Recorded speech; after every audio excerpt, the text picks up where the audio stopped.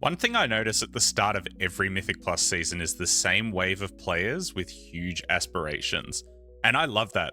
Pushing keys is awesome, and it's great seeing more people get into it. But without fail, the vast majority of people who say, I'm going to get title this season, or I'm pushing hard or patch, just disappear a few months in, long before they've even got close to their goals. So with Midnight firing up, I wanted to make a video on Mythic Plus Burnout, how it happens, why it's so common, and how to avoid the traps that make people quit early. If you're one of those people who start WoW seasons with lofty goals only for them to fizzle out well before you achieve them, this video is for you. Mythic Plus Burnout always seems to follow a fairly predictable pattern from what I see. As the patch begins, the dreams of pushing high keys are huge. You're getting gear upgrades all the time, the dungeons are fresh, your rating is spiking as you cleave off like multiple key levels at a time. And on top of this, with everyone riding the new hype, all of your friends are online, Discord servers are busy, and even WoW streams are getting swamped with viewers. But after this, the mid-season slump settles in.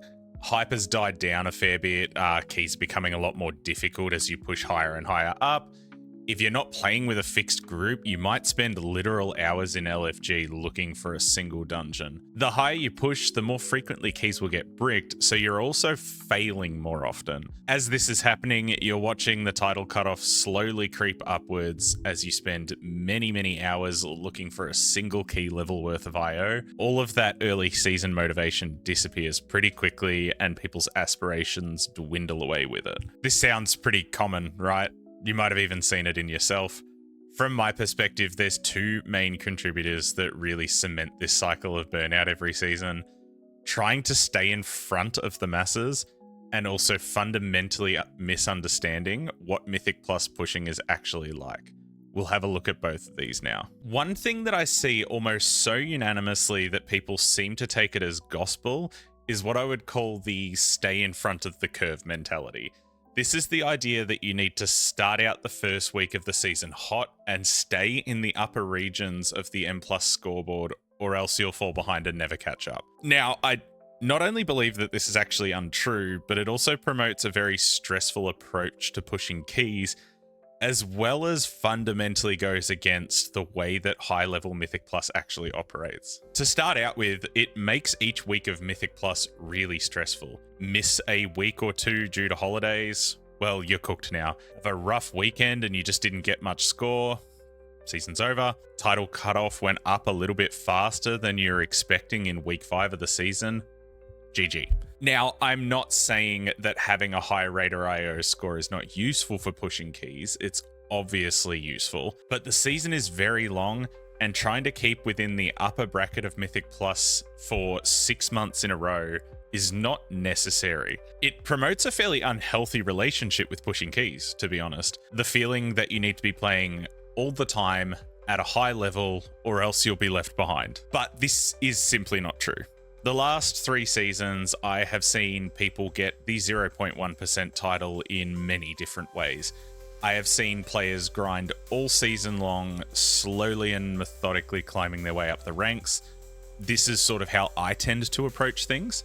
I have also seen players start pushing on a relatively fresh character 2 weeks before the end of a patch. And I've seen everything in between as well. The truth is, while staying on top is great if it happens, falling behind is not a death sentence for your Mythic Plus goals. This sort of leads perfectly on to the next major cause of Mythic Plus burnout, and it's fundamentally not understanding what M+ pushing is actually like. The truth is, Mythic Plus is a marathon, not a sprint. If a marathon runner came out of the block sprinting, they'd pass out from exhaustion well before the end of the race. In reality, the amount of time and knowledge and mechanical coordination required when pushing keys is immense, and this takes a lot of time and practice to solidify in our minds. You need to master every pull of a dungeon, which mobs do what the routing looks like, how your cooldown timings change as the key level gets higher, what adjustments different comps need to make, what things will kill you with and without a defensive,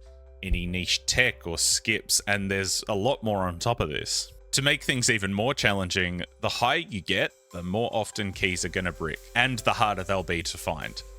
This is especially true if you don't play with the same group all the time. I have spent literal days in the past attempting keys, surfing LFG, and gotten to the end of, say, a weekend with literally nothing to show for it. Hell, at the end of some seasons, a successful week might be gaining 20 to 30 IO. And this is after like many hours of effort. This is the reality of what it looks like. If you want the high level achievements and leaderboard ranks of Mythic Plus, you have to understand that you are putting in a lot of work for what might objectively be seen as very little gain. So what do I actually recommend to avoid burning out throughout this upcoming Mythic Plus season? Well, there is a number of things. Firstly, I think simply understanding what I spoke about earlier will naturally help. Knowing that the entire season isn't a mad rush to stay in front of as many people as possible, as well as understanding exactly how much time and how many failures go into completing these higher level keys will go a long way to building a more realistic mindset before the season even starts. Second up, don't treat every key or every session like you need to be gaining score from it. Obviously, if you can get IO increases, do that.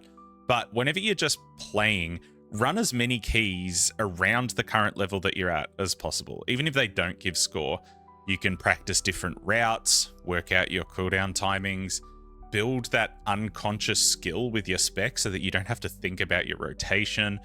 You basically want to just treat each key like an opportunity to improve. Let's say you're at the level of doing like plus 18s, there's no keys floating around, your friends aren't online, but you see like a plus 16 in the queue. Jump in and do it. It's a good thing to do. The next one sort of goes without saying, but if at any stage of the season you are starting to feel tired of doing keys, just take a break.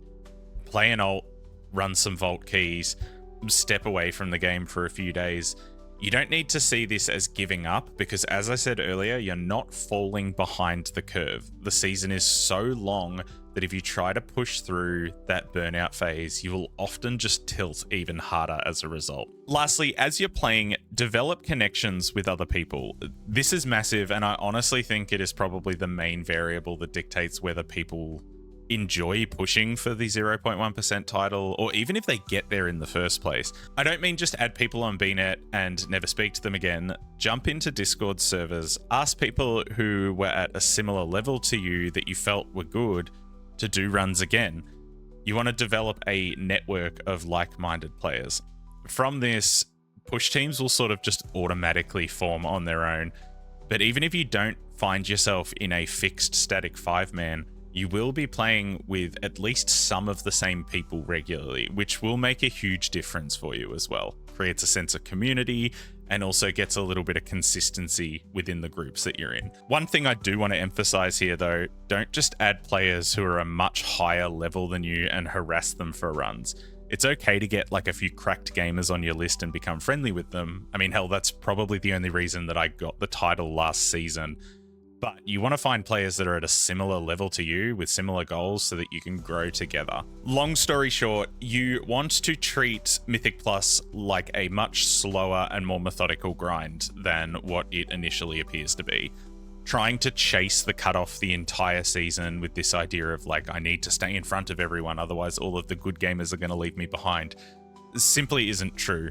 Don't get me wrong, it does help, but it isn't like the death knell for your season if you have a couple of bad weeks and you can't keep up with the current cutoff. If you follow this advice and genuinely understand these things, I think the Mythic Plus season will be yours for the taking. On a side note, I am currently working on an extremely comprehensive dungeon cheat sheet on my website for Midnight of Season 1.